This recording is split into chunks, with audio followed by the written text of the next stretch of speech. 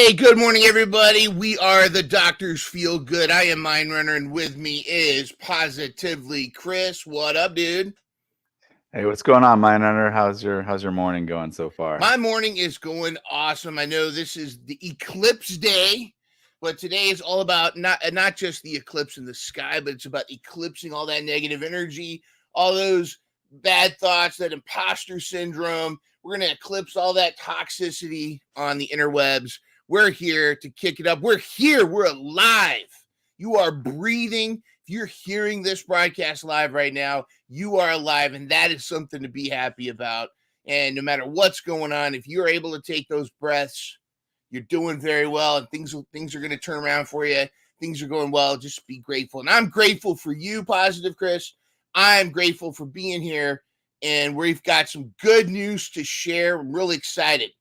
Absolutely, Mind Runner. I want to say something. I heard you say eclipse, and I think you meant eat chips. Like I thought today was the eat chips day was how I had it listed on in my notes. I must not be paying attention to the right Nope, you are actually notes. correct. It is also Eat Chips Day. Yes, Not one yes. of our official sponsors, but my favorite chips are the Zapp's Voodoo. But go ahead, you were There you saying you go. thought this was Eat Chips Day? Yeah, you said it was eclipse. I don't know where you're getting that news from, but I think we'll dive into that later.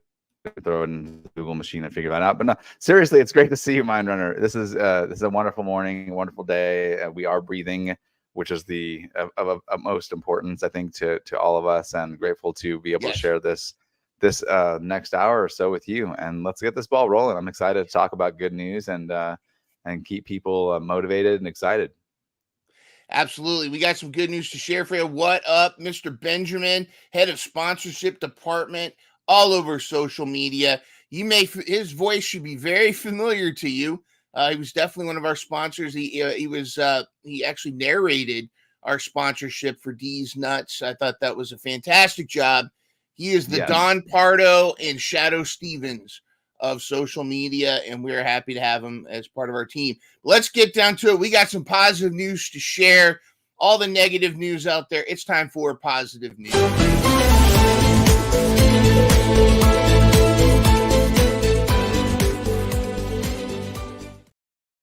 That's right. It is time for positive news, and we are going to share.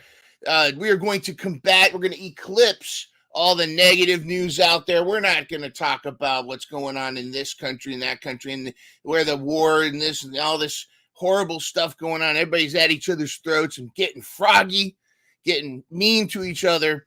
So let's spread some positivity. This came right. I have to share this one. Talk about turning things around. Fencing Club is giving at-risk youth in Kenya an elegant alternative to street violence. Basically, what they're doing is they set up a fencing club in Kenya, Africa, and they to get kids off the streets.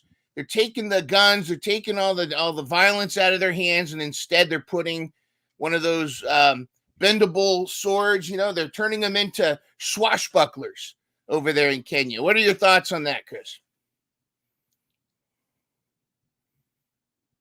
It's a reminder people, it just sometimes it's all about like a redirection, right? Like when you think about what you're doing and kind of if something is perhaps like a negative habit, right? Like say you're doing something and say it's something as simple as chewing on a pencil instead of using it to write with. Like maybe it's just a bad habit you have. Like maybe finding some Oreo cookies or something like that, right? I mean, getting yourself this is just a really cool way to redirect energy and redirect focus, and I think that's the beautiful thing about that is that you have this sport. It doesn't matter what sport it is, but I love that it's fencing and giving folks an alternative to, like it says, to drugs, violence, or crime. I mean, that's the kind of thing that we could adopt a little more globally, right? Beyond even Kenya, right? I mean, we're talking Kenya, but there are other countries and even just our localized communities. We can build this type of this sort of structure and this sort of I think way of redirecting energy. I think it's fantastic. It's well needed. Yeah, it's huge for cognitive development, for child self-esteem. Forget about the whole everybody gets a trophy thing. Getting kids involved in something, and it doesn't have to be a sport. Like you said, it doesn't have to be, soccer. It tends to be soccer or football or baseball. It could be chess club. It could be robotics club, and what we need desperately. And there's a lot of programs out there that are working with schools, some nonprofits, some, sometimes some companies, they'll donate certain things. I know with us, with Virginia Beach Schools, we have our robotics club. We have our STEM trifecta challenge, where there's a robotics team, there's a cyber development team, and then there's the MakerBot team, where they use 3D printing, and then they have to create a product and sell a product, and it's almost like Shark Tank. But there's so many opportunities out there for kids, and the more opportunities we give these kids, a couple of things too. One, they start to learn about themselves. Imagine if Michael Jordan never picked up a basketball. Imagine if these kids never, if they never got a chance to really see what they're good at. And I think that's something that's huge about a lot of these things. And this is what I get from this is, I wish, like you said, we need to take lead with this and start, not necessarily just a fencing club, but a fencing club would be cool. But we need to get a lot more extracurricular activities, and not to go negative, but make sure, just check with your local school district, pay attention what the school boards are talking about, because there is a push to get rid of some of these programs, including music and art programs. So there is a push out there. So make sure you get involved. Make sure you're going to be, find out what your school board is up to with that kind of stuff, and make sure you fight for that. But to me, I just love this. We might be seeing these guys. Who knows? They might be becoming swashbucklers. They might become, we might be seeing them things for that. Anyways, that's the first one there that really made me feel good about it. And of course, the second thing I came across is this is probably our badass of the week. I'll just explain. Let me ask you, Chris, do you talk much with your grandparents? Are they still around? Let's see. Yeah, they are. My grandmother, especially, she's been a huge inspiration to me, huge influence in my life. And yeah, my grandmother, we don't talk all that often. Get back in touch with her more frequently. Yeah, but I mean, my grandmother, she's a very, very, very powerful force in my life. A lot of wisdom there. A lot of wisdom. They come from a different generation, a different time. They've got to be freaking out. I mean, heck, when I was a kid, we didn't have Google, and that blows my students' minds that I was alive before Google. They don't believe that. However, one of the things that we have to really be careful of and really champion is there's a lot of seniors out there that they didn't grow up around technology. They didn't quite understand. So there's a lot of shady folks out there trying to take advantage of the elderly, trying to take advantage of senior citizens and prey upon their technological ignorance and prey upon a lot of other things, because they also come from a time where a handshake meant something. If you say something, if a person says, hey, I'm gonna, we need to verify your social security number, a lot of times they might believe that. So it's important to be aware of that. But what's really cool here is our hero is a bank teller, and she actually helped stop a senior citizen from losing millions on a scam. Wow. So here she is. This was an Australian bank representative. She recently yanked an unsuspecting woman back from the brink of financial oblivion she was about to throw herself into, resulting internet scam. The gist of this, I mean, teal deer, blah, blah, blah, all that kind of stuff. But the basic gist of the story is the lady came in and she wanted to withdraw millions of dollars that she was going to transfer. She was going to put in a check and send to this company. But as she started asking, to her boyfriend, this boyfriend she met, and they're talking, and so as they're having conversation, immediately the teller had some red flags and said, she started asking her, like, so tell me about your boyfriend. And she's like, and she seemed real nervous, and so she asked her, hey, when was the last time you guys went out to dinner? And she goes, "Oh, we've never met. I've just met him online." Immediately red flag. Now I'm not dissing meeting people online or anything like that, but that was the first red flag. I'm not gonna send you $1,000,000 unless we've met in person first. So as the line of questioning went, she slowly breadcrumbed the lady into realizing that this was a scam. So she finally was able to help her. She asked him about to send him $50,000 to some foreign corner of the world. She ended up stopping her from ruining her life, basically. That's why this West banker gets the badass of the world. Her name is Mariana Karbowski. Yes. I don't know if I gotta say it. I gotta ask my wife if I said that right. She's my Polish goddess. Yeah. But anyways, she's I think she's a great candidate. What do you think? She'd be a candidate for badass of the week. Let's do it. Let's make her badass of the week. I think, as you said that you're not going to send people $1 million until you meet them first. So let's meet first, Mind Runner, and then you can send me $1 million. How about that? Since you offered. If I got it, it's. You didn't caveat it until now. I know you're right. No, it's not causality. I'm not getting what about if I meet you? Where's my $1 million? We need to turn this around. All right. So now she's a rock star. I love that. Now, finally, we've got this this is a good life lesson, I think. I chose this one because this is a life lesson for all of us. And we like to have a little fun here, but the lesson with this story is taking your screw ups, your botches, and making it into something positive. And I think we've all had this happen before. I mean, I one time thought I was ordering like 4 bags of potato chips. I ended up ordering 4 cases. Didn't realize that it happens. Sometimes you got to read the fine print. You don't realize what you're ordering on Amazon, and things happen. So in this small town, we've got the small town grocer Easter egg mistake turns into inspiring national charity drive for raising thousands. So this dude right here he runs a Sinclair General Stores in Sandy, one of the Orkney Islands. This is way out in somewhere in England, and he ordered 80 cases of Easter eggs. He was just going to order 80. He thought he was ordering 80 of these. He ordered 80 cases of these chocolate Easter eggs. So when the truck pulls up with the cases, this isn't like a supermarket. This is like a small town, mom and pop grocery store, like corner store. So he has no room for this, and so dude's panicking, freaking out. But then he gets the bright idea. He says, "You know what I'm going to do? I'm going to turn this into a national. I'm going to turn this into a charity event."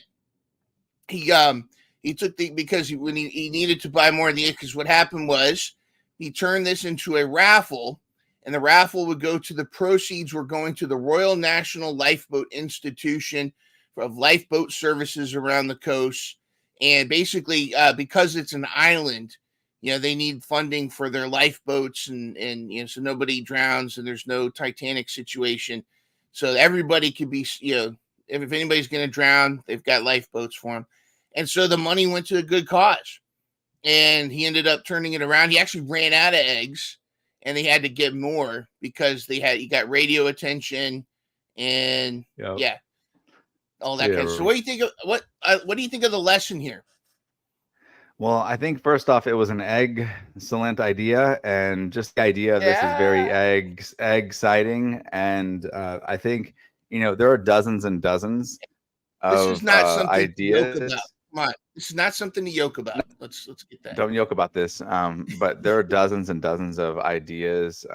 My brains are scrambled thinking about the potential opportunities to spin this into something beneficial to the people who live there, right? I mean, like, this is an island. Instead of like 500 people, you order 720 eggs for 500 people, it's sort of, it's a bit much. So it's a Yeah, bit it's a bit much. much. But you got to look Yeah. on the sunny side up. You got to look on Yeah, the sunny side up. exactly. Sunny And side up. And I mean, you don't want to just keep your whole, you don't want your whole body to be this like hard boiled kind of, mindset. You want to be very, very, you want to be over easy soft about it. and over easy about this. Take it over Yeah, easy. I think that's really where my mind's at right now. And I think it's a wonderful story. I think it is too. And just make sure you don't get your dreams poached with when these situations happen. Don't let them poach your dreams ever. Yeah, egg salad. Yeah. All right. Well, that is our good news out there. There's plenty more where that came from, but we want to move. It's time for us to move on for more bad puns. But it is time Yes. for us to take a journey, take a dangerous journey down the rabbit hole. Are you ready? Let's go.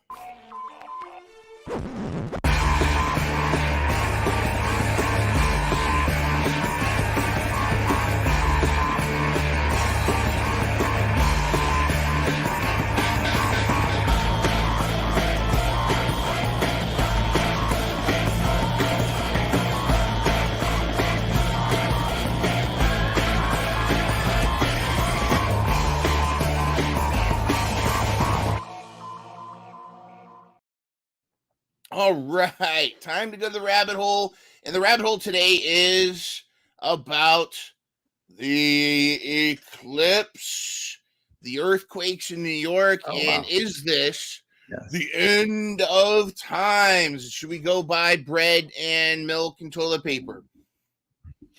Yeah, here's the thing, Mindrunner. It's a great question, and it's a great topic, I think, for all of us right now. There's a lot of craziness going on in the world, right? There's a lot of people talked about on Thursday, even before the earthquakes. There was this image, a viral image of the Statue of Liberty being hit by lightning, and so I don't know how common that is. I imagine it's actually a fairly common occurrence, but it just looked cool. Timing wise, it does kind of sync up with the whole New York, New Jersey earthquake thing within a 12-hour or 24-hour. It's kind of Yep. neat. But the thing is, you add that plus the eclipse. Is it a coincidence? I mean, here's the thing: our world is. I'm not going to go too far into a sob story, but the thing is, this world it gives off signals, right? The earth tells you if you're treating it right or not. And I know it's a rare thing to have earthquakes in New York, but it's not impossible, right? It's not an impossible thing. But again, like I think the climate is sort of telling us one thing, right? I mean, there was this massive snowstorm that occurred in January of this year, and what happened? People were locked into their homes. We were locked into our homes here, our home here for a week. In Tennessee. So I mean, it's crazy, man. Like the world is giving signals. I'll say that much. My thoughts are at, but I welcome your perspective on kind of what's going on here too. Well, okay. Here's the thing. Define the world. Like I think it's to quote Michael Stipe and the gang. It could be the end of the world as we know it, but I feel fine. But what I mean by that too is that I think the planet's still going to be like spinning. I think when a lot of people, there's there's the religious aspect and apocalypse, revelation, end of times, that kind of thing, and then there's the actual like the science side of it. We're getting earthquakes and things, and the delicate balance of our environment. I think it's both scary and benign at the same time, and I'll define what I mean by that. And this is, again, I'm no expert. I'm right there with Greta Thunberg. I mean, I have no major background, but I don't think I don't think that the human effect on the environment is zero. I don't think that at all. I also don't think I think it's almost a bit egotistical to think that we are the major causes for a lot of the the changes in climate change. Now, I'm not saying we're not part of it. I'm not saying that at all, but one volcano does more damage than to the environment than every car mission that has ever existed.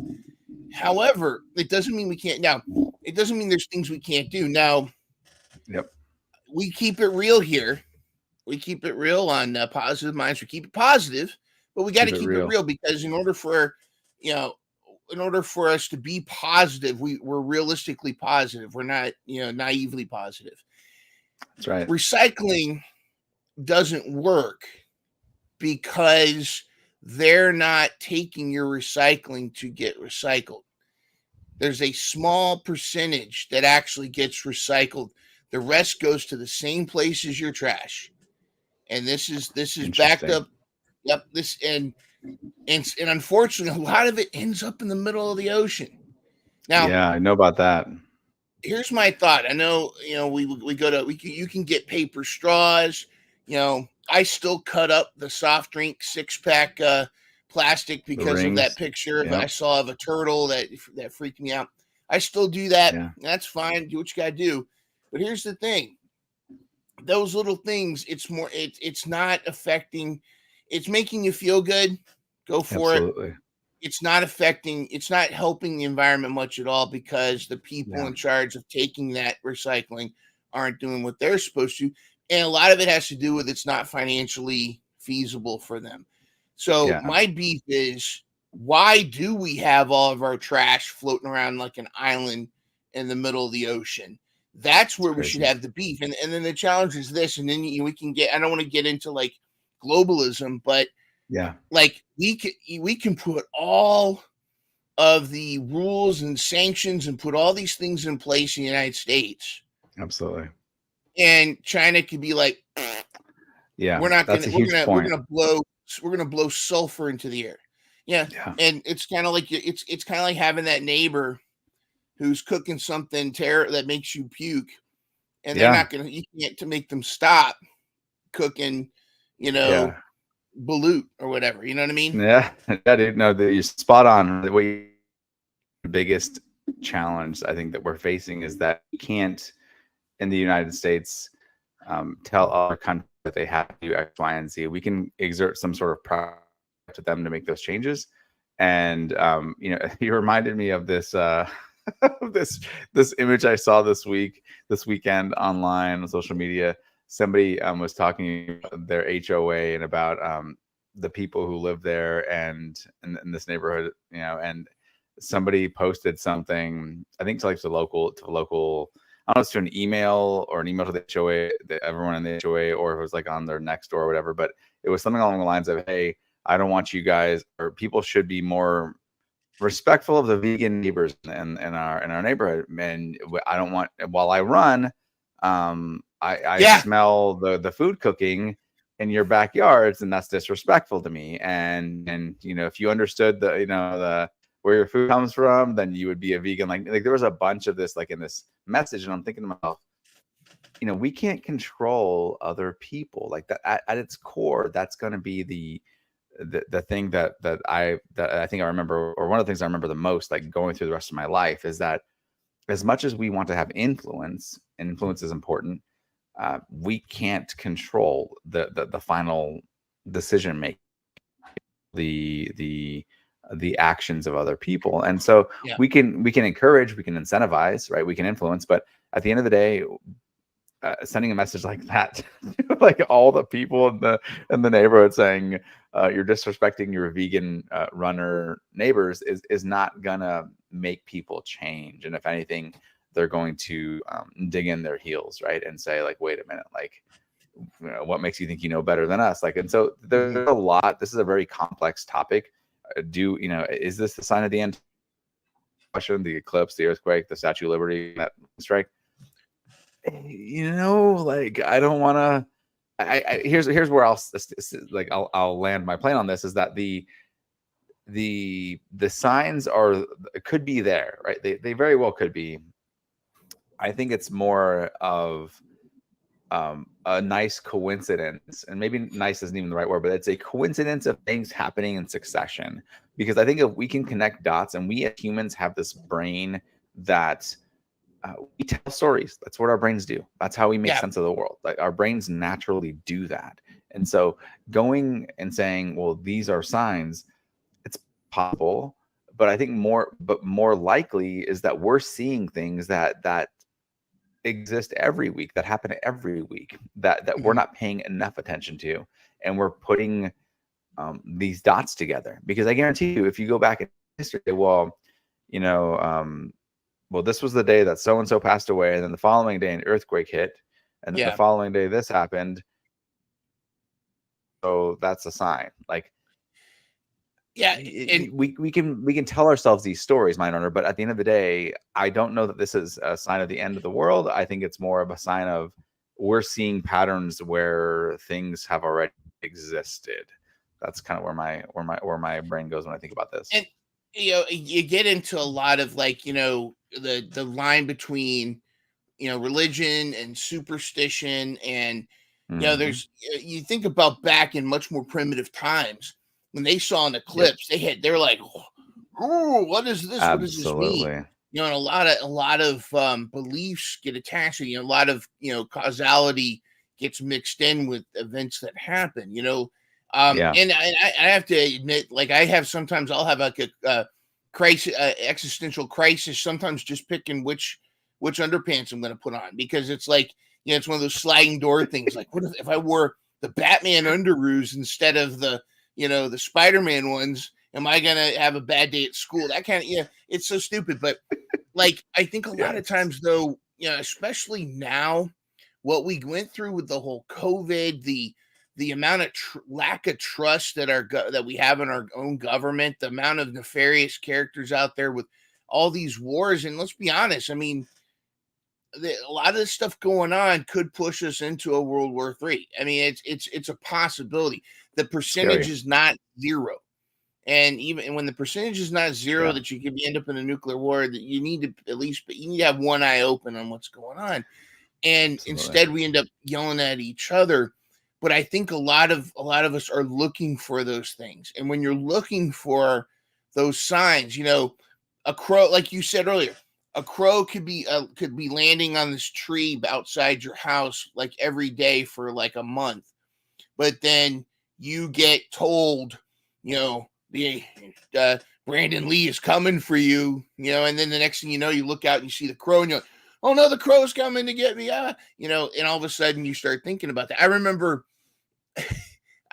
when the movie The Ring came out. This is one of the last horror movies I watched on VHS, by the way, which is ironic because the whole premise is you got to get somebody else to watch if you watch the VHS video, you have 7 days to live, or you got to get somebody else to watch it, and then the curse passes to them. And I watched it on VHS, and I remember I was freaked out for like the first couple days, and then I forgot about it. And I was thinking, like, should I trick somebody at work to watch it? Man, you got to watch this horror movie.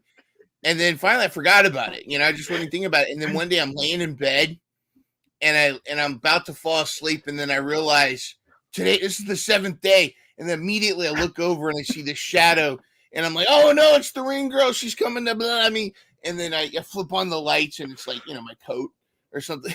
But I mean, and that's the kind of thing right there. Yeah. But it's that stuff. It's like, if the unknown, the unknown, we try to make sense of it, and a lot of times we look for correlations and causality that may or may not be there. That's not to say though. I mean, I have no idea. I think the go ahead. What are your thoughts? I mean, do you think it's kind of along those lines? No, it's exactly it, right? We look for stories for ways to make sense of it all. And you telling that story about The Ring, the movie The Ring, the lovely movie. Probably not. It's one of those things that I think it stands out as something that, just to go back to that real quick on that movie. it's something that's memorable. I'll just say that much for those who haven't seen it. But yeah, I think that's a great example of, where you're telling yourself something, and then you said like a week and a half passes. You're like, wait a minute, like now I don't even now I don't care. Like now I think I'm safe. Like, and I think that's what we're getting at here, Mind Runner, is that we just need to take a deep breath, and think about, okay, how does this affect me? Again, we can't control if World War III were to happen, and knock on wood, it doesn't. If it were to happen, like how much of an impact would you have on influencing whether or not it does or doesn't happen? I would say my say or my words or what I'm putting out into the world may not have that much of a difference, because I'm not one of those like decision makers. But I do think that all you can do, going back to kind of the point of this, is live mindfully, right? And think about how you are impacting the world, and be I think just be aware of what's going on, opening your eyes, and don't go into it blindly, I think is important. I think really we just need to take a deep breath and realize that ultimately, like, things will at the end of the day be fine. I firmly believe that, Mind Runner. If worst case scenario, you need to imbibe in some sort of a liquid refreshment, I do think that we may be able to find a sponsor or two out there that could we can work with.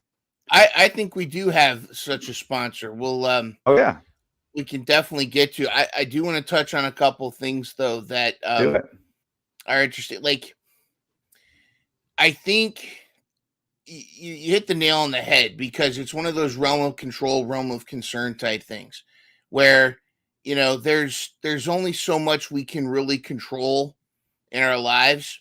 And like, when you start, like if the world ended tomorrow, if the world ended this afternoon, can you stop it?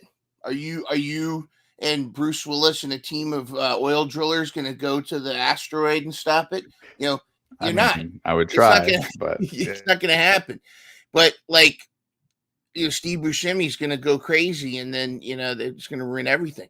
But like you, the thing is, this is live. I don't want to sound cheesy. We don't want to, when we say positive minds, I know we don't want to be like puppy dogs and ice cream, the world is fun. No, but you want to feel like you've lived a good life, you lived a satisfied life.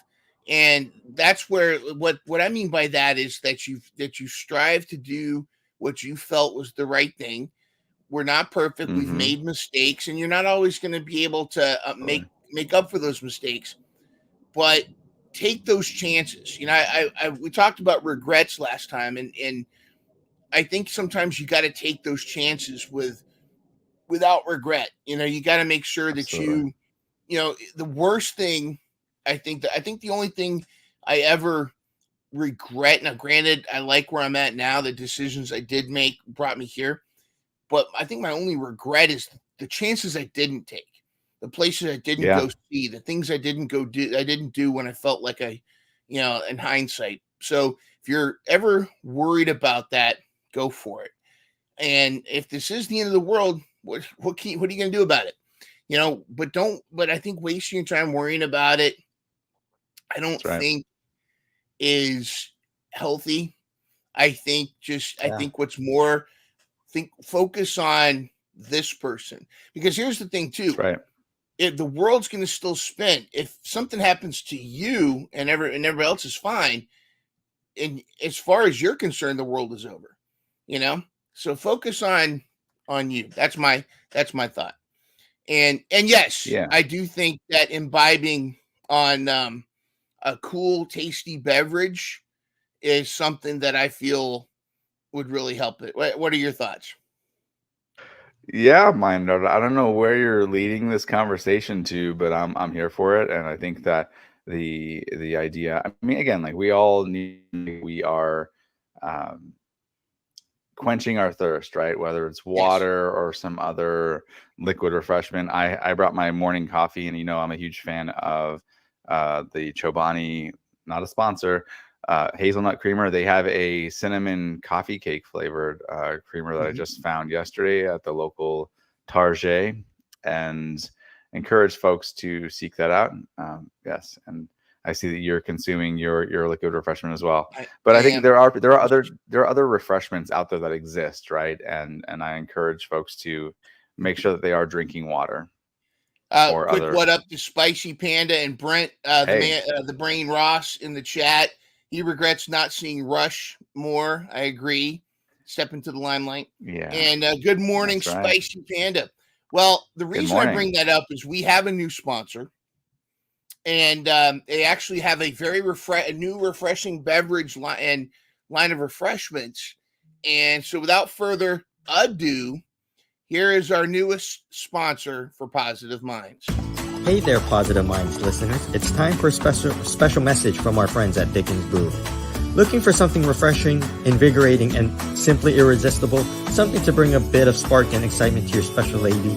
Need to blow off some stress after a long day at work? Why not try a hard Dickens cider? Picture this, a drink so satisfying, so delightful that suburban moms are choosing to have a Dickens cider over their expensive wines. Yes, you heard that correctly. With the Dickens cider, you can stay in and enjoy the cozy comfort of your own home with a drink that's simply unparalleled. And let's talk about refreshment. Nothing beats the crisp, satisfying feeling of a hard Dickens cider. It's the perfect way to unwind after a long day or add a spark to your weekend gathering. But wait, there's more. Dickens is thrilled to introduce their newest product, Floppy Dickens Cider Gummies. That's right, now you can enjoy that same Dickens cider feeling in a fun and chewy gummy form. It's like happiness in every bite. So why wait? Treat yourself to the ultimate refreshment experience with Dickens cider. Whether you're enjoying a Dickens cider after work or a floppy Dickens cider to ease your stress, you're in for a treat. And here's the best part. Just for being a listener of Positive Minds, you can enjoy a Dickens cider on us. Simply listen to this podcast and come claim your Dickens cider reward. Cheers to that. Thanks for tuning in, Positive Minds community. And remember, when it comes to refreshment, nothing beats a Dickens cider moment. Cheers. Wow, fantastic! Thank you, Dickens, for the your support, and a shout out to Ben, the chief of sponsorship. What a great read! What a great ad read we've got there. That was fantastic. Yeah, bravo! Future marketing genius. He's got a lot ahead of him in terms of like just a future, his marketing potential. His so professional. Ad reads are top notch. Yeah, it's such a professional, and again. This is ciders, hard ciders are a popular drink, popular beverage, and I'm glad that he was able to read that, and I'm glad that we have that sponsor on our board here. It's important. I think it is important. I think that I think we need to make sure that everybody has a way. Part of having a healthy mind is treating yourself, and I think that is a great example of treating yourself to a hard Dickens cider. And I think that's something that we should all try. And maybe we should consider that. Well, I think it's time. We appreciate the outpouring of feedback that we've been getting from you. And It's been mostly positive, with a couple exceptions, but we've been really fortunate, and we really appreciate the continued support. Most of your comments, just keep the comments coming. Let us know what you think. You just reach out to us on DMs or emails, mindrunner@gmail.com, or you can message myself or Positively Chris on Twitter or X. Sorry. And you got to make sure you give it the right. There you go. Yeah, exactly. It's not Twitter anymore. I don't want to make that mistake. But we have, again, as we've gotten a lot of comments, we've also gotten some DMs asking for some help. And I think it's time for us to, do we want to go anime or do we want to go rock and roll? I think rock and roll this time. I think we did emo last time with goth. Let's do it. Yep. Let's rock it out. Yeah!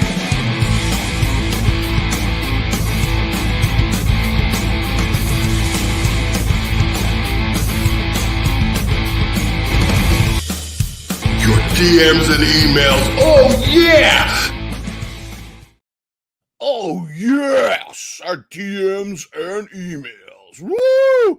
We are Yeah. taking your DMs and your emails, and we are going to offer our advice. Now, again, this is not, this is our humble, experienced advice. This is not our, we're not licensed professionals, at least not yet. Right. So we are going to take those in. Sorry, I accidentally deleted one of the emails. I had to go back and get it. All right. Uh-oh. So Yeah. we've got 3 DMs, and there was 1 email and 2 DMs this time. So I had to go back through and make sure they're formatted. Names have been changed. As always, the names are changed to protect the guilty. We want to make sure that Exactly. but we do. These are your DMs, and let's go. We're gonna go ahead and go to the first one here. Hello, guys. So it's already a salutation here. So here's the thing. My boyfriend surprised me with Madonna tickets. Ooh, for an upcoming concert. It was super sweet. It was a super sweet gesture, and I appreciate it. But there's just one problem. I have really bad anxiety, especially when it comes to large crowds. I thought being surrounded by thousands of people is making my stomach churn and my palms sweat. I know I'll be freaking out the entire time, and I'm not sure if I can handle it. Don't want to disappoint my boyfriend or miss out on what could be an amazing experience, but my anxiety is holding me back. Signed, Material Girl. Your thoughts, positively, Chris? Yeah, man. Mind Runner, this is a great question, right? Like, what do you do in this situation? I think it's it's all about comfort, right? Especially when you're in a relationship, it's that open and honest and transparent communication between the two people. Yeah. I think the Material Girl, if she reaches out to her boyfriend, and just lets him know a little more and about how she's feeling, right? And sometimes it's hard for certain people to open up to other people. That's just the way it is. That's human nature. Sometimes it's harder for some of us than others. I think the best thing here is communication, explaining how she feels. I do think if he can get refunds, even better. If not, the resale market for tickets is through the roof nowadays. I think that there is a positive way to move through this challenge, because it is a challenge, right? It is something that I think couples deal with this all the time. The idea that, like, I don't want to disappoint my significant other. I don't want to make them feel bad, even though it is a sweet thing that they've, the mystery to flowers.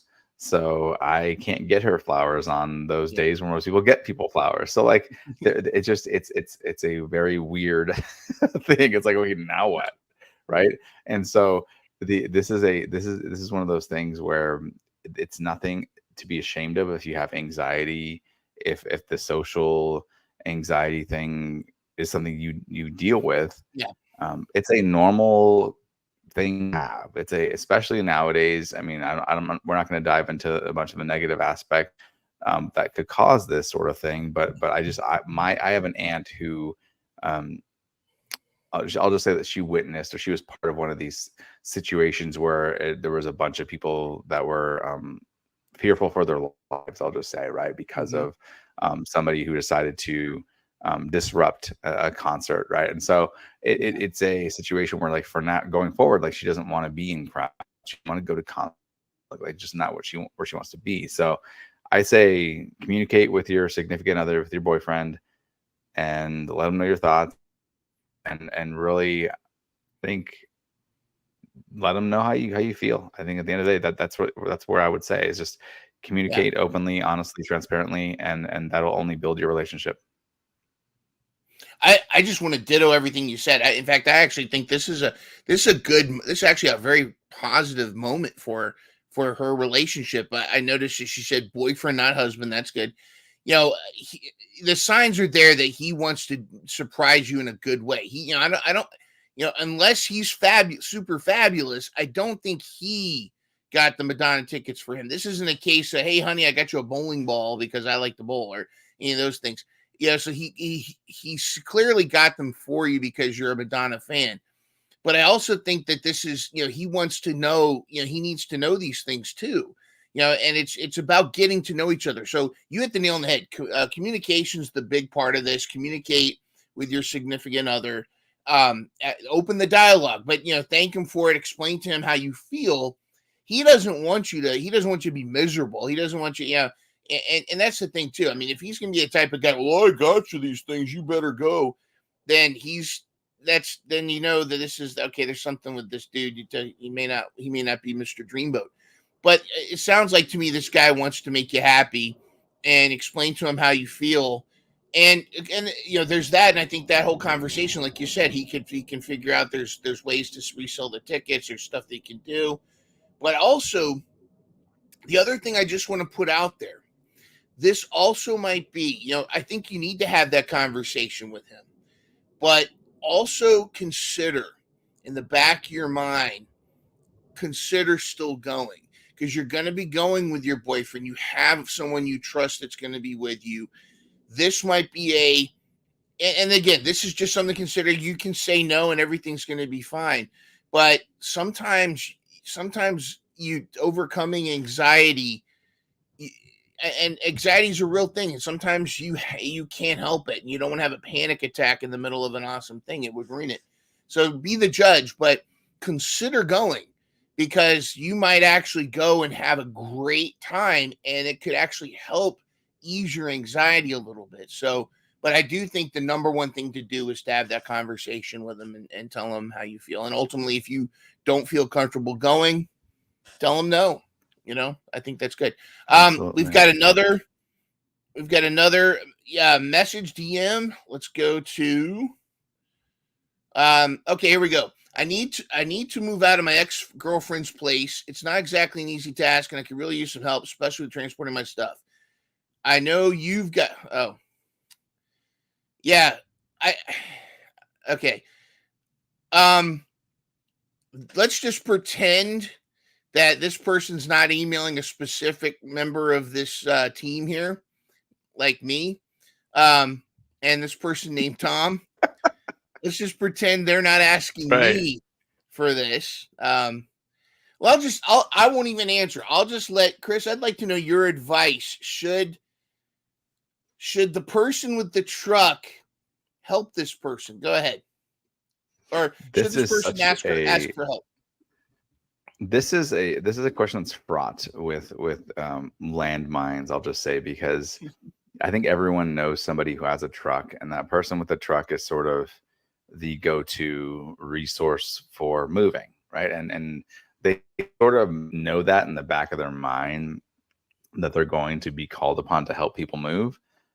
When you buy a truck, it's I like to think that people are smart, right? People have an understanding when they buy a truck, they're probably going to be called upon to help their friends move. And so I'm not saying that that's a requirement. I think obviously it's up to you and your friends, but this is one of those things where I've helped people move. I don't have a truck, but what I did was I helped with like ordering pizza. Like, it was a bunch of people that we got together, friends. So I think if you don't want to offer the truck, like if you're the person who's being asked, and you don't want to, or you can't, or you just don't feel like, you can find other ways to support, to help. To help. And I think, again, it's up to you. Like, if you don't feel, I want them to ask. Like I have no problem them asking me. I just like. I mean, obviously they're kind of asking me now, right? I mean, doing it this way, it's kind of putting me on the spot. Exactly. But Brian, Tom. Sorry, if Tom, not Tom, anybody else, if Tom wants to borrow my truck, or wants me to help, just ask, reach out, and like you said. But my thing is this: is that Tom, I trust, but I've had in the past where other friends of mine, and the damage and things happen, and and it's just, I don't know. You always want to help a friend, and that's think right. You don't want to ruin a friendship, though. Yeah, exactly. I think asking now I'm thinking about, am I putting out a vibe that I don't want to be asked? So I want you to be real with me. Be honest. I don't want anybody to not ask me for help, because I want to help them. But now I'm starting to think: do I turn down do I turn down help? Am I projecting because I know that I can be a stick in the mud. I know that I can be like, I don't really want to, that kind of thing. So that's actually giving me some. Thank you, Tom. Tom, call me after after Mental Health Mondays. We'll talk, and maybe I'll order you a pizza or DoorDash or something. But thank you, Tom. What you're describing, Minder, I'll go on to the next one. I think we have one more. What I think you're describing is this, right? I think this is a friendship that probably needs, like, what this is pointing out to me is that it's a friendship where you need to have lunch, go out to lunch, and or go out to happy hour and hang out and talk, and just like literally just build that friendship a little more, and have him feel more comfortable reaching out to you for help, right? And have him understand a little more clearly that you are there for him and that you want to be supportive, and let him know your hesitations too. Let Tom know that you do trust him, right? If you do in fact trust him, but there's also this hesitation. And I think if he's a reasonable friend, and again, if he's a friend of yours, he's reasonable, then he will understand that you can't just completely lend out your truck all the time, right? I mean, I think that's the thing. So I would say, just again, it goes to, I think, the answer to the previous one, which was communication. He needs to get out of that place too. She's a nut job. But anyways, no, she's a positive person. Positive. She's only positive here, brother. I'm assuming Tom's ex-girlfriend, I'm assuming, is a wonderful, wonderful, very put together person who has no narcissism. Misunderstood a little bit, right? Perhaps is misunderstood. She's not a narcissist at all. All right, so let's go on to we have a third and final question. Remember, we are not doctors. We are not professionals. We're not only professionals. I have no idea. I have no diagnosis. There you go. I have a diagnosis, but I can't say it on the air. All right, here we go. Here we go. Let's roll. Nuts. All right. So this is the third one, and then we're gonna cut it a little early because we got to get ready for Mental Health Mondays live. That's right. Live. The panel of positivity coming up. So I went to my usual barber the other day, and while he was cutting my hair, there was an earthquake. Long story short, the tremors caused him to mess up my haircut pretty badly. Now I'm wondering if I should consider taking legal action and sue for the damages. I don't think you can finish this up. On one hand, it's just hair; don't grow back. But on the other hand, I paid good money for a decent, not a butt. Okay, now, all right. I'm going to be devil's advocate here for a sec before we answer this.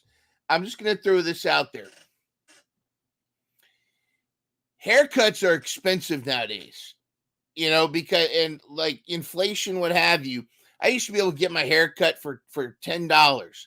Then, of course, then it went up to like almost 20, including the tip. I usually tip, and it comes out to roughly 20, and I was fine with that. But now it's like $30, $35 just to get a haircut, and not to mention, and they want to shampoo you, and they try to sell you and all this stuff.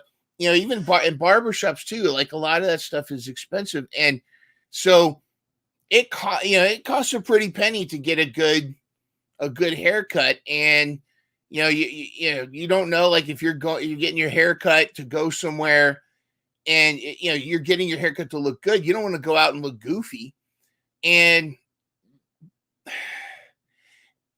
am I wrong to say that a good barber should be professional enough to know to stop when an earthquake happens and not, like, to be safe? Keep on going. Yeah. Not to be like, oh, it's an earthquake. Like that. I'm being devil's advocate. I think he should try legal action. What do you think? Well, I'll just put it this way, Mindrunner. When I was younger, the person who did my hair, his nickname was Shaky Larry. And so I think going to the barber shop is always a fraught with anxiety for me. It's always a trip that's a cause for concern, because you never know, right? And I mean, I think at the end of the day, this is just a story that he or she can tell, right? I think if the doing your hair it's a story that you can tell, and it will grow back. And again, for now, you just roll with it. I think that's how I would trying to put myself in that person's shoes for a minute. I would say that that's where I would go with it, is I would just leave it be, and you have a great story to tell and move on from there. I know we only have a few minutes left, but that's kind of where my head's at. Yep.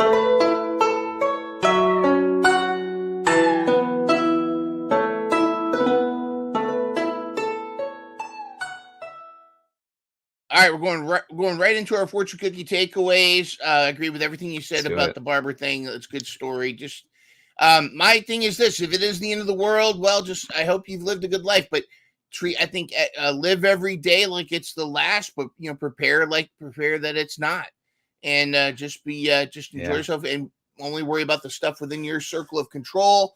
Chris, your fortune cookie takeaway. Yeah. This quote that is, man is affected not by events but by the view.